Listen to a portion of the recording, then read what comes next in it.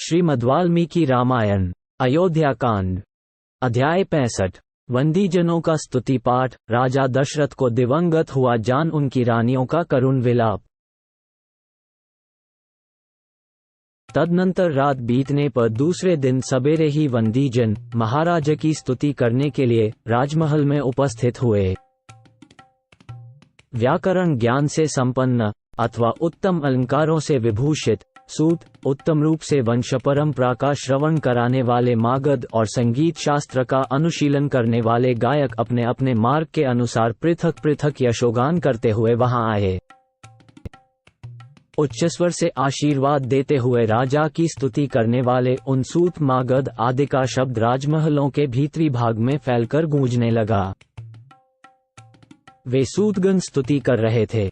इतने ही में पानी वादक हाथों से ताल देकर गाने वाले वहां आए और राजाओं के बीते हुए अद्भुत कर्मों का बखान करते हुए तालगति के अनुसार तालियां बजाने लगे। उस शब्द से वृक्षों की शाखाओं पर बैठे हुए तथा राजकुल में ही विचरने वाले पिंजड़े में बंद शुक आदि पक्षी जागकर चहचहाने लगे।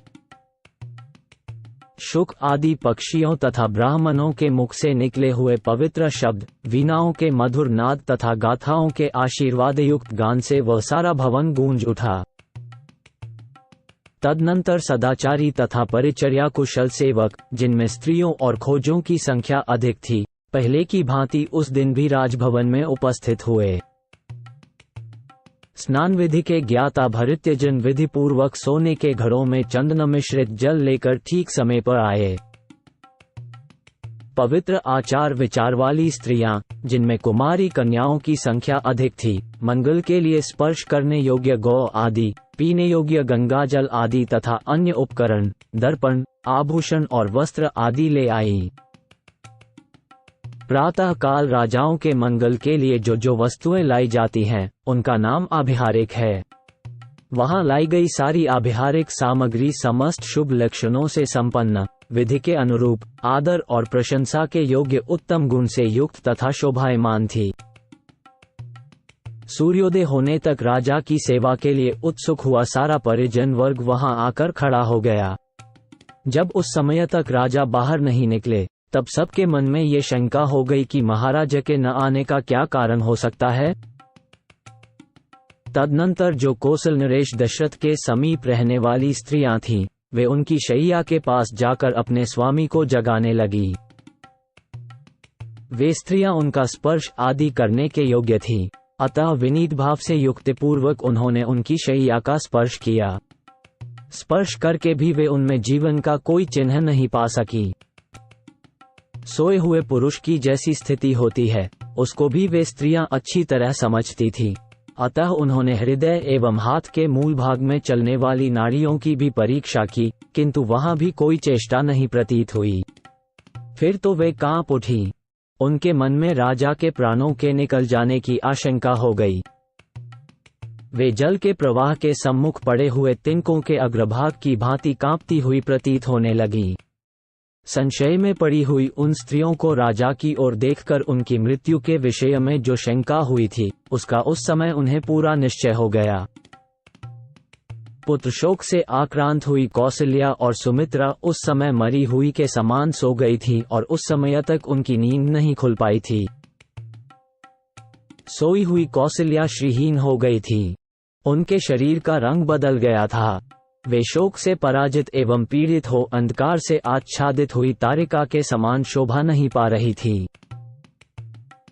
राजा के पास कौसल्या थी और कौसल्या के समीप देवी सुमित्रा थी। दोनों ही निद्रामग्न हो जाने के कारण शोभाहीन प्रतीत होती थी। उन दोनों के मुख पर शोक के आंसू फैले हुए थे। उस समय उन दोनों देवियों को निद्रामग्न देख अंतपुर की अन्य स्त्रियों ने यही समझा कि सोते अवस्था में ही महाराज के प्राण निकल गए हैं। फिर तो जैसे जंगल में यूथपति गजराज के अपने वास स्थान से अन्यत्र चले जाने पर हथिनियां करुण चीत्कार करने लगती हैं, उसी प्रकार वे अंतपुर की सुंदरी रानियां अत्यंत दुखी हो उच्च स्वर से आर्तनाद करने लगी। उनके रोने की आवाज से कौसल्या और सुमित्रा की भी नींद टूट गई और वे दोनों सहसा जाग उठी। कौसल्या और सुमित्रा ने राजा को देखा, उनके शरीर का स्पर्श किया और हा नाथ की पुकार मचाती हुई वे दोनों रानियां पृथ्वी पर गिर पड़ीं। कोसल राजकुमारी कौसल्या धरती पर लौटने और छटपटाने लगी। उनका धूली धूसरित शरीर शोभाहीन दिखाई देने लगा, मानो आकाश से टूटकर गिरी हुई कोई तारा धूल में लौट रही हो। राजा दशरथ के शरीर की उष्णता शांत हो गई थी। इस प्रकार उनका जीवन शांत हो जाने पर भूमि पर अचेत पड़ी हुई कौसल्या को अंतपुर की उन सारी स्त्रियों ने मरी हुई नागिन के समान देखा। तदनंतर पीछे आई हुई महाराजा की कैकेयी आदि सारी रानियां शोक से संतप्त होकर रोने लगी और अचेत होकर गिर पड़ीं। उन क्रंदन करती हुई रानियों ने वहां पहले से होने वाले प्रबल आर्तनाद को और भी बढ़ा दिया। उस बड़े हुए आर्तनाद से वह सारा राजमहल पुनः बड़े जोर से गूंज उठा। कालधर्म को प्राप्त हुए राजा दशरथ का वह भवन डरे, घबराए और अत्यंत उत्सुक हुए मनुष्यों से भर गया। सब ओर रोने चिल्लारे का भयंकर शब्द होने लगा। वहां राजा के सभी बंधु बांधव शोक संताप से पीड़ित होकर जुट गए। वह सारा भवन तत्काल आनंद शून्य हो दीन दुखी एवं व्याकुल दिखाई देने लगा।